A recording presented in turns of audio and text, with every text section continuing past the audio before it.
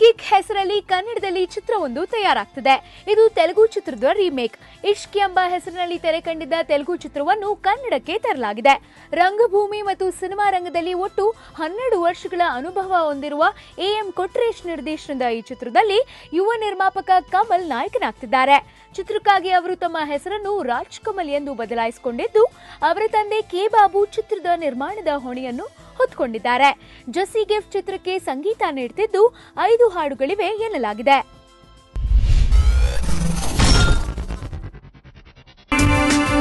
Love journey ಚೆನ್ನಾಗೇ ಇರುತ್ತೆ. ಆ ಜರ್ನಿ ಇನ್ನೂ ಚೆನ್ನಾಗಾಗ್ಬೇಕಂದ್ರೆ ಲೈಫ್ ಅನ್ನೋ ಟ್ರ್ಯಾಕ್ ಹತ್ಬೇಕು. ನಿಮ್ ಜೊತೆ ಇದ್ರೆ ಪ್ರಪಂಚದ ಎಲ್ಲಾ ಸಂತೋಷ ನಮ್ ಜೊತೆಲೇ ಇದ್ದಾಗಿರುತ್ತೆ. ಸ್ಯಾಂಡಲ್ವುಡ್ ನಟಿ ತೇಜಸ್ವಿನಿ ಮೊದಲ ಬಾರಿಗೆ ಹೊಸ ಲುಕ್ ನಲ್ಲಿ ಪ್ರೇಕ್ಷಕರ ಮುಂದೆ ಬರಲು ತಯಾರಾಗಿದ್ದಾರೆ.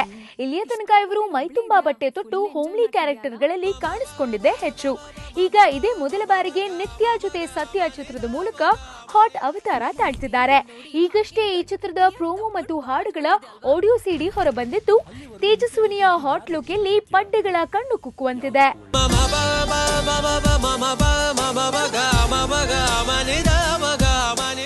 ನನಗೆ ಬ್ಯೂಟಿ ನೋಡಿ ಹಾಗೆ ಗಟ್ಟಿಯಾಗಿ ತಪ್ಕೊಂಡು ಬಾಚ್ಕೊಂತಿದ್ದೆ.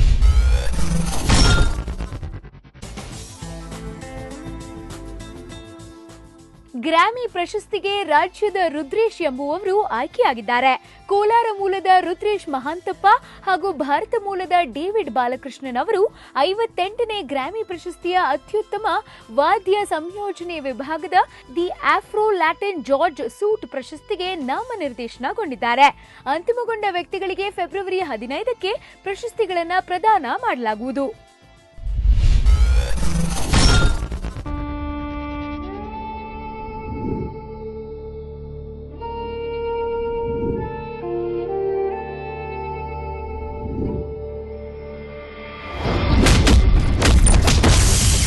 ಚೇತನ್ ಚಂದ್ರ, ಐಶ್ವರ್ಯ ನಾಗ್ ಪ್ರಧಾನ ಪಾತ್ರದಲ್ಲಿರುವ ರವಿತೇಜ ನಿರ್ದೇಶನದ ಪ್ರಥಮ ಚಿತ್ರ ಜಾತ್ರೆ ತೆರೆಗೆ ಬರಲು ಸಿದ್ಧವಾಗಿದೆ.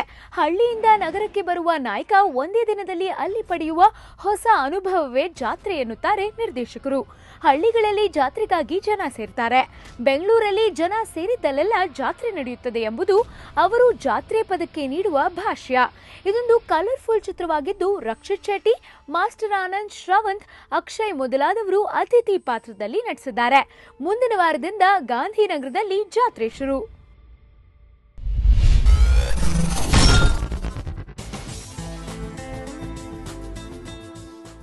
3 ವರ್ಷದ ಹಿಂದಿನ ಮಾತು.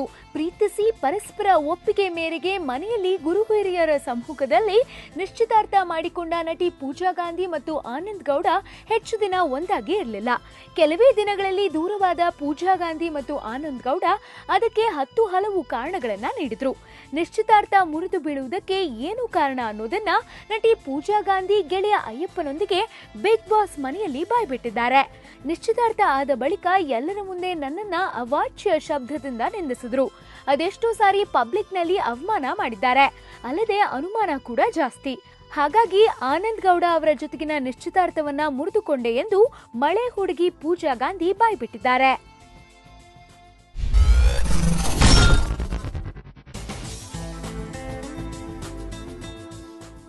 ಗಾಂಧಿನಗರದ ಗ್ರೀನ್ ಹೌಸ್ನಲ್ಲಿ ಹುಚ್ಚ ವೆಂಕಟ್ ಅವರು ಡಿಸೆಂಬರ್ 18ರಂದು ಮರು ಬಿಡುಗಡೆಯಾಗುತ್ತಿರುವ ಹುಚ್ಚ ವೆಂಕಟ್ ಚಿತ್ರದ ಬಗ್ಗೆ ಮಾಹಿತಿ ನೀಡಲು ಕರೆದಿದ್ದ ಪತ್ರಿಕಾಗೋಷ್ಠಿಯಲ್ಲಿ ಹಲವಾರು ಕುತೂಹಲಕಾರಿ ವಿಷಯಗಳನ್ನ ಬಿಚ್ಚಿಟ್ಟಿದ್ದಾರೆ.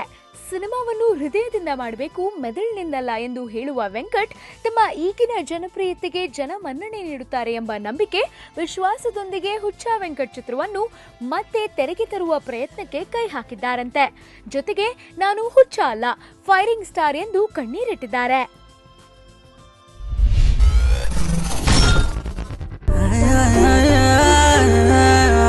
ನೀವು ಇಂದ್ರಜಿತ್ ಲಂಕೇಶ್ ನಿರ್ದೇಶನದ ಲವ್ ಯು ಆಲಿಯಾ ಸಿನಿಮಾ ನೋಡಿದ್ರೆ ನಮಗೆ ನಟಿ ಸಂಗೀತಾ ಚೌಹಾನ್ ಪರಿಚಯ ಇದ್ದೇ ಇರುತ್ತೆ. ಲವ್ ಯು ಆಲಿಯಾ ಸಿನಿಮಾದಲ್ಲಿ ನಾಯಕಿಯಾಗಿ ಕಾಣಿಸಿಕೊಂಡಿದ್ದ ಸಂಗೀತಾ ಚೌಹಾನ್ ಶಾರ್ಪ್ ಶೂಟರ್ ಚಿತ್ರದ ಹೀರೋಯಿನ್ ಕೂಡ. ಹಾಗ್ ನೋಡಿದ್ರೆ ಸಂಗೀತಾಗೆ ಶಾರ್ಪ್ ಶೂಟರ್ ಚೊಚ್ಚಲ ಕನ್ನಡ ಚಿತ್ರ. ಮಾಡೆಲ್ ಆಗಿದ್ದ ಸಂಗೀತಾ ನಟನೆಗೆ ಮೊದಲು ಆಡಿಷನ್ ಕೊಟ್ಟಿದ್ದು ದಿಗಂತ್ ಅಭಿನಯದ ಶಾರ್ಪ್ ಶೂಟರ್ ಚಿತ್ರಕ್ಕೆ. ಕನ್ನಡ ಗೊತ್ತಿಲ್ಲದ ಸಂಗೀತಾ ಶಾರ್ಪ್ ಶೂಟರ್ ಸಿನಿಮಾದ ನಾಯಕಿಯಾಗಿ ಸೆಲೆಕ್ಟ್ ಆದರು. ಆಮೇಲೆ ಅವರಿಗೆ ಡೈಲಾಗ್ ಸಂಕಟ ಅರ್ಥವಾಗಿದ್ದು. ನಿರ್ದೇಶಕ ಗೌಸ್ಪೀರ್ ಡೈಲಾಗ್ ಕೊಟ್ಟಾಗ ಚಿಕ್ಕ ಮಕ್ಕಳಂತೆ ಬೈಹಾರ್ಟ್ ಮಾಡಿಕೊಂಡು ಸಂಗೀತ ಡೈಲಾಗ್ ಒಪ್ಪಿಸ್ತಿದ್ರಂತೆ.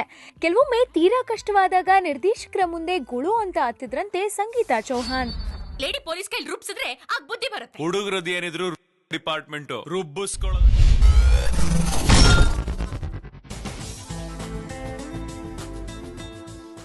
ಕುಂಭದ್ರೋಣ ಮಳೆಯಿಂದಾಗಿ ಚೆನ್ನೈ ನಗರ ಜಲಾವೃತವಾದ ಹಿನ್ನೆಲೆಯಲ್ಲಿ ದಕ್ಷಿಣ ಭಾರತದ ಖ್ಯಾತ ನಿರ್ದೇಶಕ ಮಣಿರತ್ನಂ ಅವರ ಕುಟುಂಬ ಬೆಂಗಳೂರಿನಲ್ಲಿ ಆಶ್ರಯ ಪಡೆದಿದೆ ಎಂದು ತಿಳಿದು ಬಂದಿದೆ. ಜಲಪ್ರಳಯದಿಂದಾಗಿ ನಿರ್ದೇಶಕ ಮಣಿರತ್ನಂ ಅವರ ಚೆನ್ನೈ ನಿವಾಸಕ್ಕೆ ಮಳೆ ನೀರು ನುಗ್ಗಿದ್ದು 2-3 ದಿನದಲ್ಲಿ ಮತ್ತೆ ಧಾರಾಕಾರ ಮಳೆಯಾಗುವ ಸಾಧ್ಯತೆ ಇದೆ ಎಂದು ಹವಾಮಾನ ಇಲಾಖೆ ಎಚ್ಚರಿಕೆ ನೀಡಿದೆ.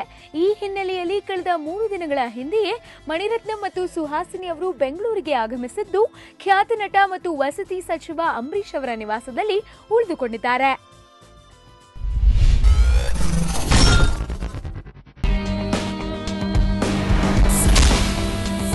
ಬಾಕ್ಸಿಂಗ್ ಗೇಮ್ ಅನ್ನು ಚಿತ್ರದಲ್ಲಿ ತೋರಿಸಿದ್ದ ಪ್ರೀತಮ್ ಗುಬ್ಬಿ ಅವರು ಇದೀಗ ಮೋಟಾರ್ ರೇಸ್ ಅನ್ನು ತಮ್ಮ ಮುಂದಿನ ಚಿತ್ರದಲ್ಲಿ ತೋರಿಸಲು ಹೊರಟಿದ್ದಾರೆ.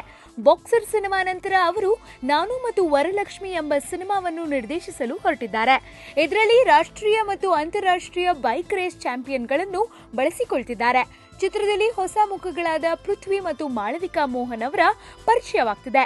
ಸಂಗೀತ ನಿರ್ದೇಶಕ ಜಿಕೆ ವೆಂಕಟೇಶ್ ಅವರ ಮೊಮ್ಮಗ ಪೃಥ್ವಿ. ಪ್ರಕಾಶ್ ರಾಯ್ ಅವರು ಮೋಟೋ ಕ್ರಾಸ್ ತರಬೇತುದಾರರಾಗಿ ಅಭಿನಯಿಸುತ್ತಿದ್ದಾರೆ. ಮಾನ್ಯತಾ ಟೆಕ್ ಪಾರ್ಕ್ ಹತ್ತಿರ ಮೋಟಾರ್ ರೇಸ್ಗೆ ಟ್ರ್ಯಾಕ್ ಸಿದ್ಧಗೊಳ್ತಿದ್ದು ನಾಡಿದ್ದು 15ರಿಂದ ಚಿತ್ರೀಕರಣ ಆರಂಭವಾಗ್ತಿದೆ.